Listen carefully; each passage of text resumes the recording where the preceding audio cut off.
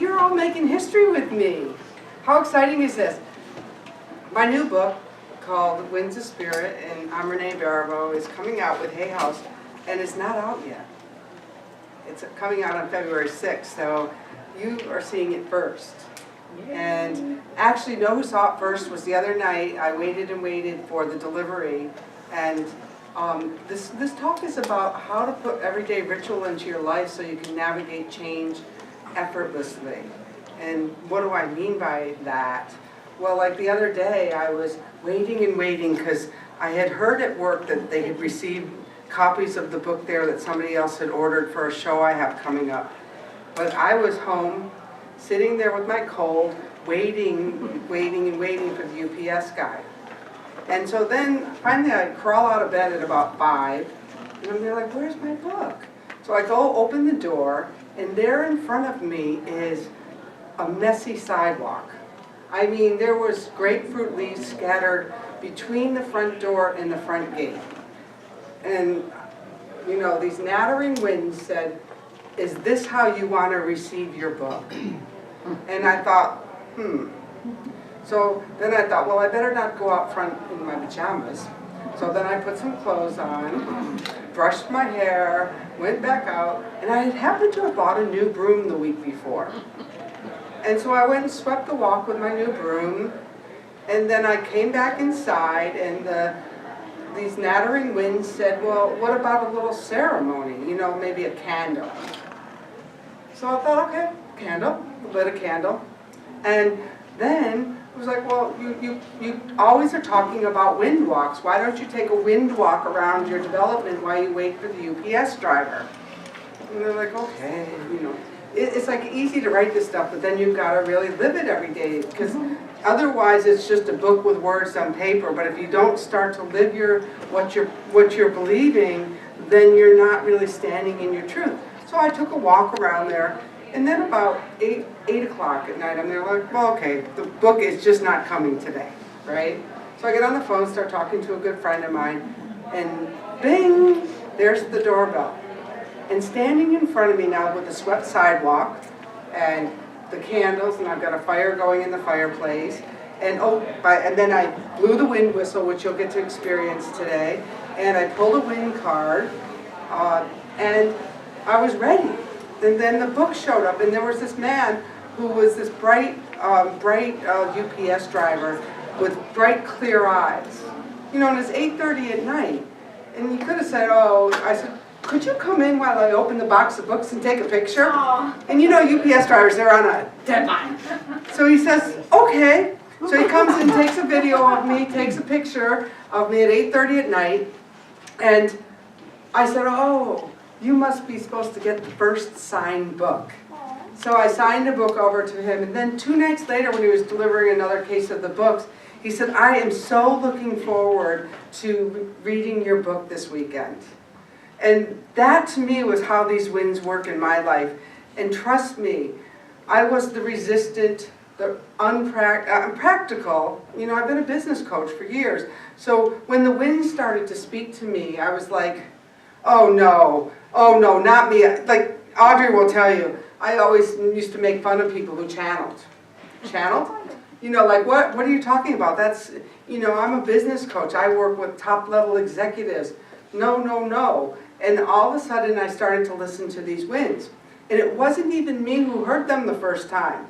Here I'm working with a client, and let me give you a little profile of this client. So she's in her early 70s, and she'd retired from a career of banking and law, and had worked in places, you know, like the White House. And I started to blow the wind whistle for her.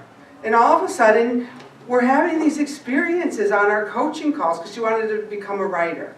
You know, she was going for her next career.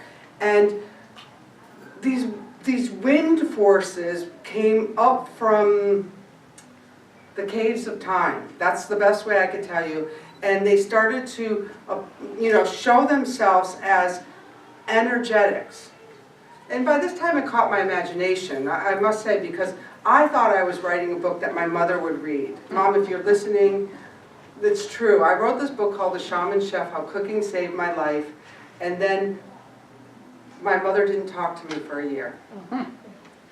And it was really a really cathartic moment because for, all the years of my life, I was like you did this, you did that, na na na na na na. Well, now that I've written this book, I understand what my mother's job was to raise somebody who would bring forth a book that's this monumental.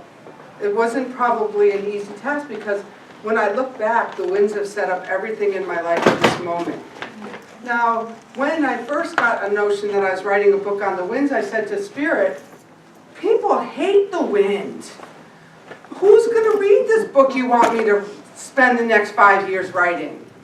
And what I didn't know was the reason that we have a tumultuous relationship with the wind is because we lost touch with the wind as a power greater than ourselves, that's invisible, that we can't see. And so I'm sitting up in front of you today telling you that you can learn to navigate your life by going outside, having the wind hit you on the side of your face, taking a wind walk, and getting answers. Does that sound crazy? You get ready to get up and leave? I was. So, if you think that, that's fine. But as I started to explore, what I realized was that before religion divided the wind, there was wind. Then in the Christian faith, the wind became Holy Spirit. And in the Jewish tradition, wind is Ruach. And in the Buddhist tradition, wind is Nirvana. They were wind. And so before religion, people were wind believers. Because all of our experience was based on nature. And how do we travel through nature? Well, if you were a hunter-gatherer, and I'm not saying we're all going to go back and be hunter-gatherers, but if we use some of the principles that the hunter-gatherers and early farmers used, we can learn to navigate these tumultuous times that we're in now. Now, who would agree that last year was tumultuous? Oh, yeah. Come on, there was earthquakes, hurricanes. My younger sister called me one day. She said, what do you think of all of these big windstorms? And I said, I think my book is perfectly timed and it's going to be a bestseller. And so the truth is that now when I want a piece of information, hi Aunt Annie, how are you? Thank you so much for coming. When I need a piece of information, no lie, I would take these wind walks at night. I'd go out my door, it's this simple, and ask a question. I'd wait for the wind to all I have to do is feel it, see it in the trees or something, and then I would take a walk.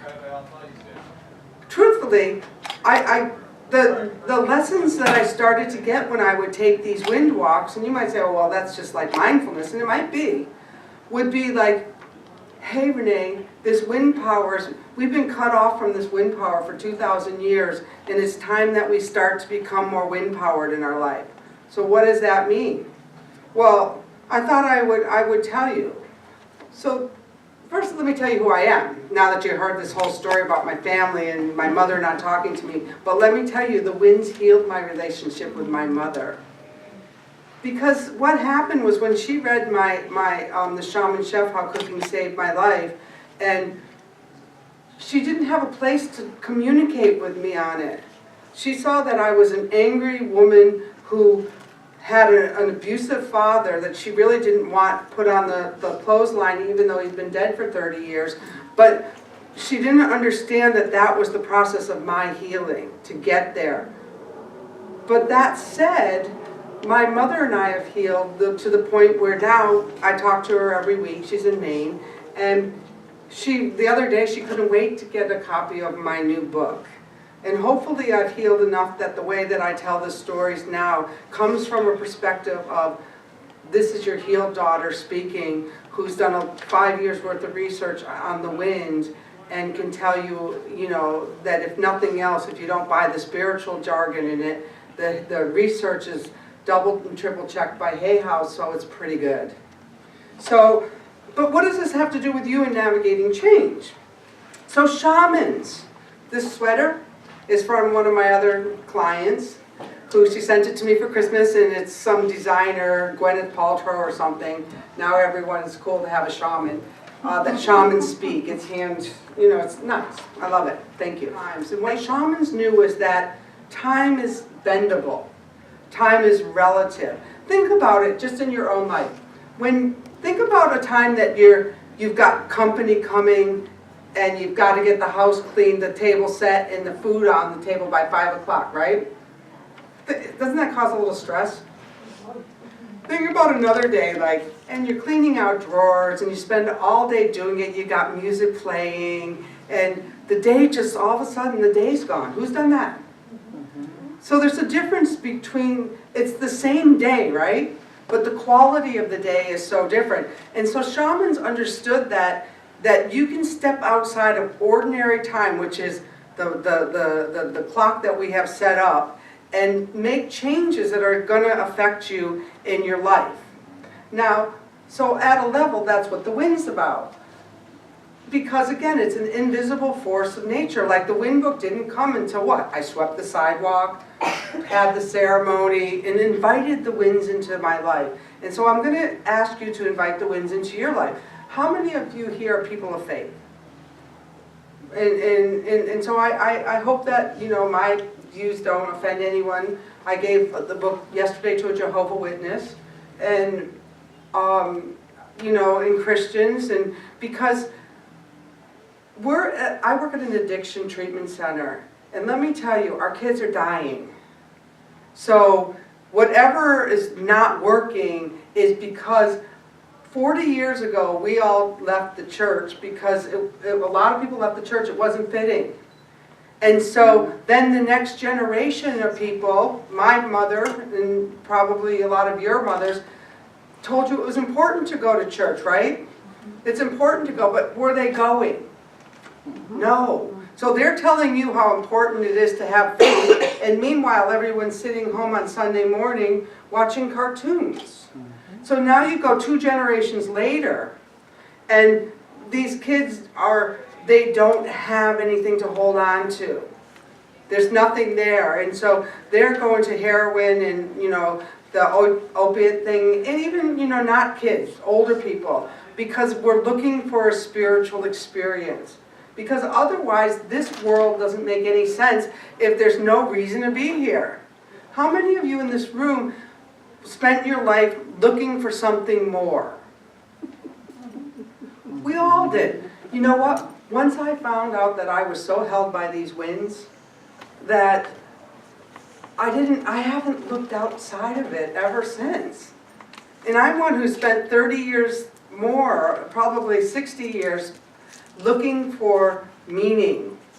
From the time that I was 7, I was searching for meaning, and now I just know, hey, the wind's got this. Imagine if you could say, hey, the wind's got this, and trust me, the winds had this. I had a job for 4 years while I was writing the book, and every time I thought, oh, I can't work anymore, my boss would switch it around. Oh, you need to work from home? Okay, let's hold that vision. Oh, you want to go to your cabin in Whidbey Island for the summer? Okay, well, I have a party in Chicago, and you can go up there and work and then fly over to Chicago when I need you. And the craziest thing is right when I finished the book, the boss moved on. Is that that's when you know that the winds have you. So that's the shaman. I can connect to these winds, and I can influence changes that are going on in my life. One of the biggest things that are going on now that the winds can help you with is discerning truth. I have a lot of healer friends. How many of you in this room are healers? I'm sure there's a few of you. And one of the conversations that was really prevalent last year was people are struggling. They don't know what the truth is. There was no straw of truth to grasp anywhere because you couldn't find it. You got Facebook saying that this is false flags, that this is not true, that this is whatever, what do they call them, lies that aren't true, whatever. Whatever it was, we didn't know where to find the truth last year. The shamans knew that this day would come. they knew that the day that would come, that the world needed to flip over on its head so drastically that we wouldn't know what way was up. And they called it a Pachacuti, a turning over of the world. And we're in the middle of it. And I don't care if you're a shaman, if you're, a Buddhist, a Christian, a Jehovah's Witness. Look around you, people are struggling. And so what happens? We can easily get distracted. And when you get distracted, there is no truth in distraction. If you're connected to yourself, and one of the ways that I suggest doing that is through a wind walk, that asking a question, feeling the wind, connecting, and taking a walk. Because the wind is not going to lie to you. The wind is not going to publish news that may or may not be true. Because let's talk about truth for a second. Truth is relative. If I'm telling you the shamans know that time is bendable, think about what that means for truth. There's our perceptions of truth. There's my truth, there's your truth. And then there's some universal truths. What's one of the universal truths? When you come into this life, you take a breath. And when you exhale, you're part of the wind breath. And that wind breath is what connects you to everything else in the universe. So when everyone's been talking all these years, oh, we're all connected, we're all connected, we're all the same. What connects you is the breath that you breathe, the wind that you breathe. So think about it. If there's stress going on in Korea right now, I'm sure both North Korea and South Korea are stressed. That same wind is coming around to Palm Desert in a couple of 3 short 4 days. So just think, who believes that the energy? So there's this energy of freneticness that's in the universe, and so your work is to not connect to it. Because you might say, well, then I'm not being a very good citizen if I'm not connected to the person next door to me who's got cancer, or the person over there who's not eating. Let me tell you, when you're connected to the distraction and the stress of it, you're not of service to anyone. One of the things that is really important to do in these times is to know what you stand for. Does everyone in this room have one thing that they would live or die for? You do? No? Yes, I do. So when you know what you stand for, then you have some reason every single day to get out of bed, to take that first wind breath in, and continue on with your day. When you're flailing about, wondering what is going to be in your news feed today, or what the news is saying, or you're not standing for anything. You think about the people last year who went and stood for the water. They were standing for something. The people who might have walked last year, they were standing for something, although what happened was we got separated. My third thing is, and we can talk a little bit more about them, and I'm going to give you an actual experience of this, is that we need to find out what makes us similar and not different. I have a conference coming up, and there's a speaker who's speaking about how the civil rights movement and the LGBTQ movement are similar at a conference that I planned for my job. And what her main point is that when we find what makes us different, we're separate. So if we come together as human beings who are sharing this wind breath, then we can find out what's similar. And because if you think 2 or 3 years ago, when you went out to dinner, you weren't pitting each other against each other about, oh, I believe in this and I believe in that, and all of a sudden it's like a rip-roaring, bread-throwing contest at the dinner table. No, we found out, like, you know what, most people love their children, right? Most people really want a safe world to live in. But we have these outside sources that are showing you, oh, look at, they're shooting guns here, they're killing people there. But that's not who's sitting in this room right now. You're sitting in this room. And we become more and more marginalized and more minimalized when we allow what's going on elsewhere to interrupt and intercede with our day. It's been, for me, it's like really important. How do I show up in this world that I'm doing? Like, I teach cooking at the college one night a week because I'm pretty busy. And what I teach the kids is about how to have a relationship with your food. The first time I went there, the kids they had all of this crap from the cafeteria. I said, first of all, this is what you're serving in the cafeteria, but really, this is a principles of cooking class and you're eating Cheetos? You know, peppered Cheetos? And then, like, I was just like the first week I'm there, oh, we got our work to do. But by the end of the work, and what does this have to do with this? By the end of the class, I raised money and I took them to La Valerie so they could have a fine dining experience. There were no more Cheetos in my classroom. I brought the organic farmer in, and I brought the non-organic farmer in because we'd like to polarize organic versus non-organic. Do you see what we're doing? Well, the truth of the matter is I know farmers out in Mecca who are growing really good food. And you know what? It comes from Mecca over to 52nd Avenue, and it's 2 days old, right? You're buying something organic that might have come from Mexico by the way of Venezuela over through China for packing. And then it says, I looked last week, it said, approved organic for the United States. I mean, it's time to get your gardens going. Approved organic for the United States. What does that mean? They got a different approval for if you live in China or Japan or... So I just want to say, again, where's the truth between organic and non-organic? Do you see how we're polarizing ourselves?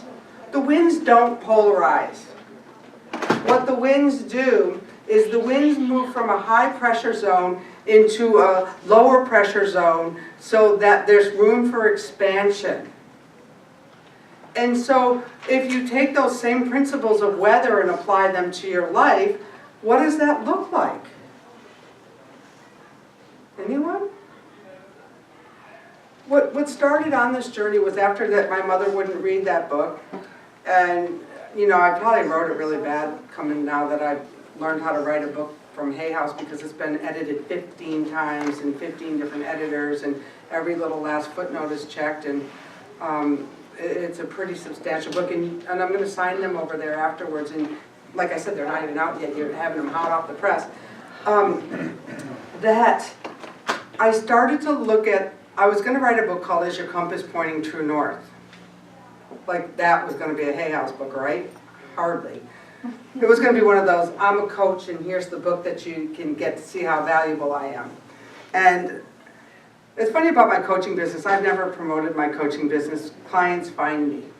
And I have a pretty influential base of clientele. I don't know how they find me, but that's how you know you're a shaman when people start knocking on your door. That's what they told me when I sat in a sweat lodge for a bunch of years. So this book was going to be Is Your Compass Pointing True North? And all of a sudden I started to read about what a compass was. And a compass is, the original feng shui compass, well there's one before that, but the original one that got my attention was the one of the lodestone floating in a bowl of water that always pointed north or south. And then I was doing, I was in the jungle and I was doing some medicine work, and I was shown, and this is shaman work, I wasn't, you know, I was shown that our body is the compass. That our body is 80 to 90% water if you're in good shape, and that you are magnetically aligned to the earth. Someone was out there earthing a little bit, like one of the things you can do is take your shoes off, yes. But imagine if your shoes are off and you're like a tree and you're planted in the wind that's blowing. Imagine what kind of magic and what kind of juice you can get then. So So I thought, well, that's really interesting. If your body is your compass, your body will tell you everything you need to know to navigate through this life. So then I started looking, and I noticed in the 15th century that the wind, the compass then went from the lodestone to something that was wind directed. All the points on the compass were wind points. I thought, well, that's kind of interesting, because how can a north wind be the north wind here and then the north wind over there? But what I've recently found, in the next level of research I've done, is that these north, east, south, and west winds, they're documented on the tablets from Mesopotamia. So even way back when we first started writing, we were structuring our universe by the wind. And I thought, well, this really must have some significance. So then, somehow, I went from there to, I started uncovering wind gods and goddesses from every culture that I went to. I found Oya in Africa, and I found Vegemite in Latvian, and I found Mari, the Basque wind goddess, and I thought, well, this is really curious. And the more I dug, into the wind caves of time, the more interesting it became, because you would think wind is wind, right? No, these winds all have different characteristics. So in my book, like Silla Inawa is about wisdom, and Nilchi is about intuition, and Mari, the Basque wind goddess, is a gift. And the more I looked and the more I read, some of the anthropological studies, and I mean, really a lot of this research wasn't possible until Google archived everything. And Mari might be the precursor to the Divine Mother Mary. And she goes by a lot of different names, but they don't know anything about the Basque language, other than, that there was this wind goddess. Isn't that kind of fascinating? So then the more I explored them, they're like, well, that's kind of curious that I could find all of these different qualities of wind. And so I started to put together this idea of, so our bodies are our compass, and we're magnetically aligned to the earth, and we're, our destiny is our magnetic north, and then we have to learn to navigate the wind. And so I thought, well, that was really kind of interesting. So, and whatever your political views is, I want to tell you this story. So during the day of the election, a week before the election, one of my clients was going to a very small dinner party with the Clintons. And I pulled a wind god, and it was Oya. And Oya is a woman she's for women in commerce. But if you're out of integrity at all, Oya will slice you.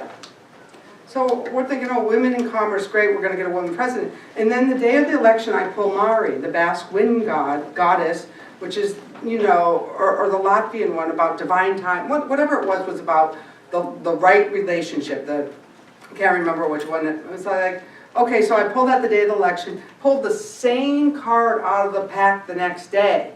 See, in order to really flip us upside on our head, we needed to shift ourselves right out of our consciousness of any comfort zone. Well, I don't care which side of the political spectrum you're on, because I see value in shifting us, and I see value in holding us. But whatever it is, we got shifted into that Pachacuti that the shamans promised us was coming. So now, just think of yourself falling through space looking for truth. What are you going to grab onto? Well, I'm suggesting you're going to grab onto something that you hold true, that is your calling card. So I know Brigitte here works with Safe House of the Desert, which is one of my favorite causes, and I do a lot of fundraising for them, because our children, our children are our future.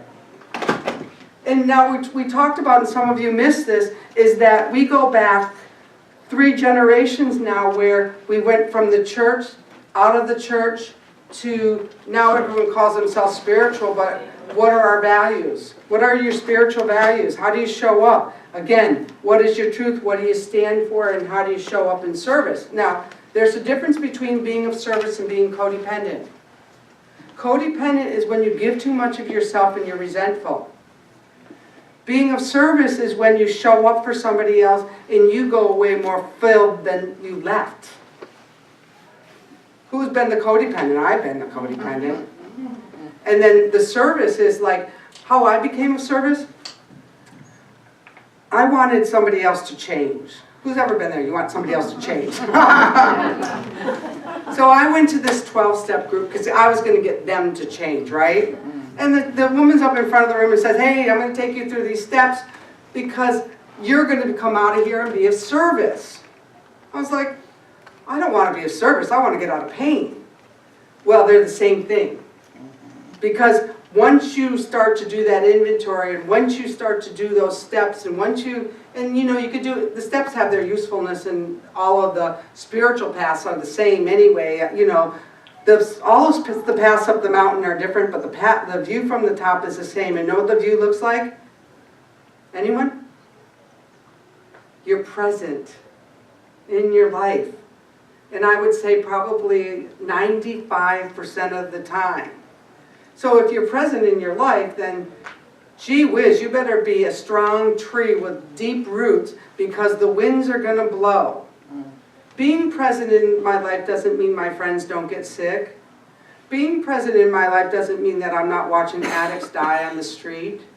I mean, because when I started working at Michael's house and I saw that kids were dying, like really dying, it was like a shocker to me. The big drug problem we have in our country, and I know what we're in is we are having a spiritual crisis. And that comes back to, why not the wind? Everyone in this room, are you willing to try a little experiment with me and bring a little wind into your life? Think about it. What is God? Something greater than yourself. Something invisible. Anyone else? Intangible. You call it creator. Call it source. If you call it source, let's get back to the source. Our universe started when the wind started to blow. Every creation story I found has the wind in it. Isn't that interesting? Are you all going to come out and buy my book afterwards? I mean, have I piqued your curiosity just a touch? All right. I can't wait to read it. All right, so we're going to do a little wind exercise. And lo and behold, I got this exercise on a wind walk. And this is how it came about, and this is where, when you start to listen to yourself. So I've been asked to write this article for this big, it looks like the National Enquirer of the UK. And they wanted me to make exercises that most people could do. And, I want to be the religious scholar. I spoke last year at Religion and Society and that prestigious college in London. But then I thought, well, what good is this if it doesn't have something for you? It's just a lot of words on the paper unless we can put it into the pedal to the metal here. So before we do this exercise, I'm going to just review what I was just telling you about how you're going to navigate change with your eyes wide open. Yeah. Outside of the box. You're going to start, there's room over here, Okay. Thank you. about discerning your truth. So what did we learn about truth? That it's somewhere in the middle between what he says and what you say. Truth is relative because the shamans knew time was flexible and time bent. So there is no such thing as this is the truth. Can you buy that? Do I have you a little bit? Or is there something that you know is so true that you just... What we know is true as the wind blows. That staying centered is the key. So the tree that has the deepest root bends in the wind. So I'm asking you to become more tree-like so you can bend with these winds, because let me tell you, if you thought last year was windy, we're in for another ride this year. But if we stay centered and in our truth, and knowing that we're looking for similarities between each other instead of differences, and we pick one thing to stand for this year. Can you pick one thing to stand for this year? And that's what we're going to do in this exercise. We're going to release something that wasn't working for us. How many things that you've done in your life that you just, friends fall away, life changes, things that you want to let go of? Can everyone find one thing that they'd like to let go of this year? And could be an illness, it could be a relationship, it could be a job that no longer serves you, something. You got something? Judgment. Judgment, right. You know what? I learned about judgment by having a really close relationship with an alcoholic. Here I was sober, and I haven't drank since I was 30, and I just turned 60. And I kind of got this feeling that somehow I was better than the person who was still out there using. Imagine looking through the world with that filter. You look at all of these kids in the addiction treatment centers like there's something wrong with them. You know what? There is absolutely nothing wrong with them. They are perfect exactly as they are. They need a spiritual solution to learn how to navigate. And why not the wind? When I talk to kids about, I have wind believers who are 4, 5, 6, because that generation needs faith. We're not doing, when we threw the baby out with the bathwater when we left the churches and the synagogues and all of that, we threw it all away, but you know what? The ritual, the ceremony, the coming of rite passages, we need those. We need those now more than ever. Are you with me? Can you see where this? It's really important. So we're going to be looking for similarities. We're going to know what we stand for. We're going to stay centered, and we're going to know that truth is what's true for me today. And that's flexible. So what we're going to do is we're going to try this wind exercise, and I'm going to actually pull a wind card out of my wind sack. This is the part. Audrey. Ah, I got it. Yeah. So if you're not comfortable doing an exercise, it's going to be like a little meditative. It's going to give you a little healing. You want to stay?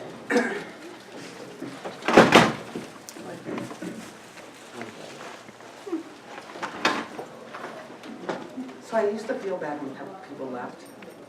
And now I'm thinking, one thing I learned when I was the alumni coordinator at Michael's house, I was getting really depressed by the people who were dying. And I was failing to see the people who were living, the people who showed up the third year for their sobriety alumni and the fourth year. You like they say in the airplane, put your mask, you just told me that the other night, somebody told me that the other night, put your own mask on first. And that's when you're most of service. Oh, this is interesting. The wind that I pulled that's going to come in and help us with this is the south wind. And that's one of those structural winds that I was telling you about that orders your reality, which means that what we need to let go of in this room as a collective is some emotional baggage. So in order to show up for something you stand for, there's some kind of emotional blockages that are keeping you from this place of no judgment, this place of presence, this place of service. And that could be, like some old grief. That could be a relationship that broke your heart. Heartbrokenness is, I've suffered from heartbrokenness. And I had a friend call me up when I was in Colorado about 15 years ago and say, hey, there's a Swami over here and he cures heartbreak. And I was desperate. Because my heart took me to some really, really awful, lonely, ugly places, even sober. And so I went there, and he really healed my heartbreak. So if there's anyone who's suffering from heartbreak, and it's chronic, it's built upon like one relationship after the next that didn't work out, one sad experience after the next loss. And so there's different levels of heartbreak. Like I had lunch with my friend whose wife died last year, and after 40 years, he's heartbroken. But he's healed in a way that he can see the possibility that there's something more in his life. Chronic heartbreak looks like it's a dull, aching pain. There's just no glimmer on the life. And, you know, I've been alone for 15 years. I stayed out of relationships because I wasn't doing them very good, and I thought, you know what, I'm going to heal before I try this again. Not to say that it's going to get any easier the next time, but I just thought, hey, I'm out of here. So, it's true. It was this palm reader who said, hey, you better stay out of relationships for a long time. So what we're going to do is, I'm going to blow the wind whistle to get us all centered, okay? We're going to blow it 3 times. On the first wind breath in, you're going to make sure your legs are uncrossed and your feet are planted, because we'll do a little earthing. And in the first wind breath in, you're going to see that wind coming in and bringing you down into the roots of your feet, all the way down into the earth, okay? The second wind breath is going to be some source that's greater than yourself. I don't care if you call it God, source, higher power, whatever. And that second wind breath in is going to come in as that higher, greater than yourself wind. And then the third wind breath is going to come in, and it's going to come out here, and it's going to be like a torus, like a donut, coming in and coming around. And during this first part of this exercise, what you're asking for is, what in my life, what feeling no longer serves me so that I can't show up to see what I stand for, what my own truth is, okay? Are you ready? Mm-hmm. All right, so you can close your eyes if you feel comfortable. It's a safe space. Audrey keeps a really tight room. And I'm going to blow this wind whistle. And so remember, the first one, you're bringing it in and down to your tree roots, all the way down into the earth. The second one's coming in from source, and then the third one's coming out and around. And you're going into, find that pain in your body, that emotional pain that keeps you stuck.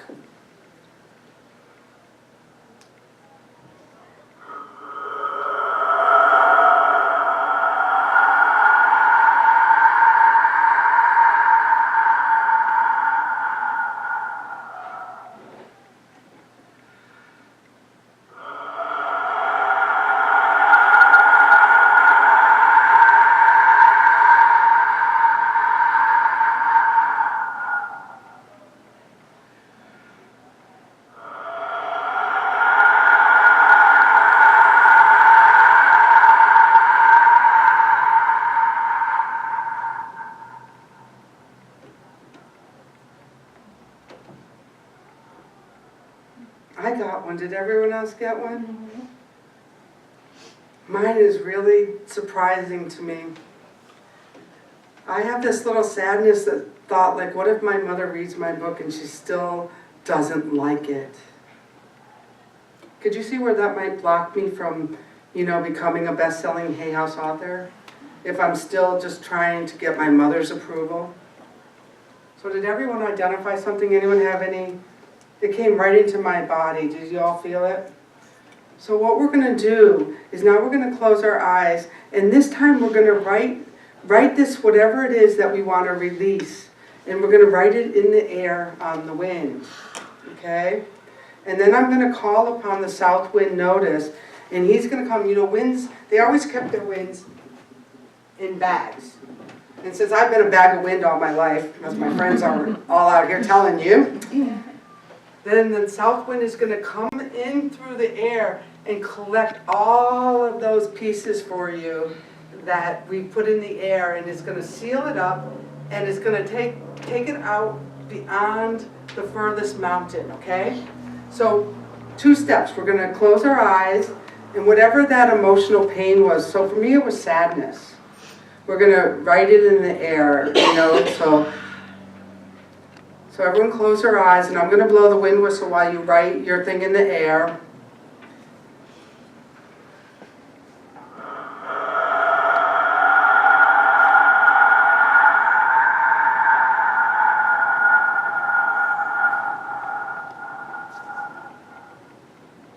And now we're going to call to notice. Notice is the Greek south wind.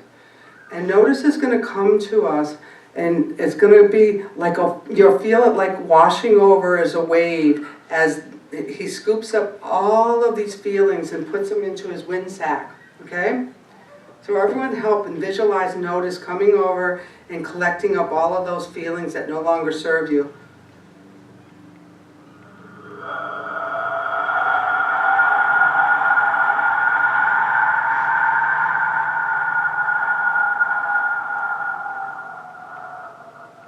It can come as a soft summer rain, so I feel like there's some energy dripping down as it fills up his sack.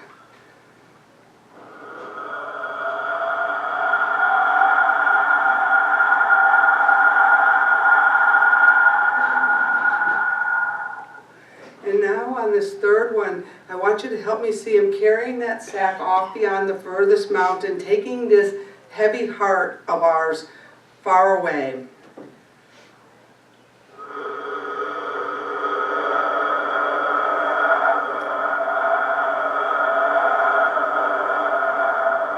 If any of you are holding on to these things, let them go, because it will make this bag go way easier. So you don't need this anymore. Let it go.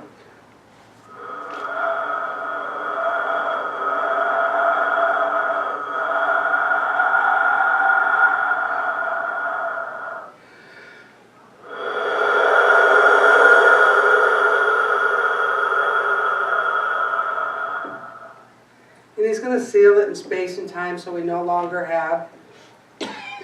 And now we're going to ask notice for a new feeling, a new gift that we're going to carry with us as we go out from here today, that's going to help us be more in alignment to our truth, more centered, less diverted, and so that we know what we stand for with this new feeling and a new resolve. So this gift is going to come like a summer rain.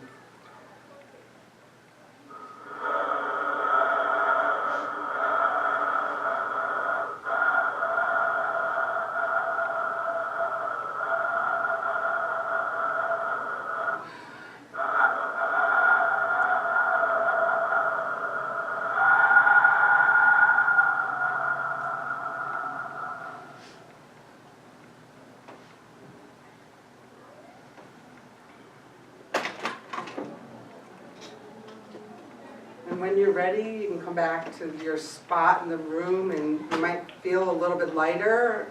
Anyone have an experience? Or you can come over. I'm not sure. How am I doing on time? I'm out. Okay. I'm out. All right. Let me just tell you a couple things. I'm going to be over at the table signing books, and it really goes into this a lot more. I have a wind clan on Facebook with about 1,300 wind believers. I'm having a book party on February 6th, and everyone can come. It's at Crystal Fantasy. It's food and fun, and there's going to be readers, and it's a party. It's a celebration. And we have Wind Whistler toolkits, and if you sign up on that email list that's going around or come over to the table, you might actually win a Wind Whistler toolkit. So if you buy a book, do you get one of the wind whistles? There's a show special, and it's the book, the wind whistle, and the cards for $79, and you also get one of the other books that I'm a co-author of as a bonus gift today, and it includes tax and everything. And we do take credit cards and stuff like that. And these wind whistles, I found this wind whistle is very cool. They're being here, I'll play this one. They're being handcrafted from a pinch pot. They're being handmade in Mexico for me. And we've talked to the guy. He's like going to school to be an anthropologist? Archaeologist, because he was fascinated by this wind that I brought to him. So it sparked his education. Here, let me just show you this one, then we'll be done.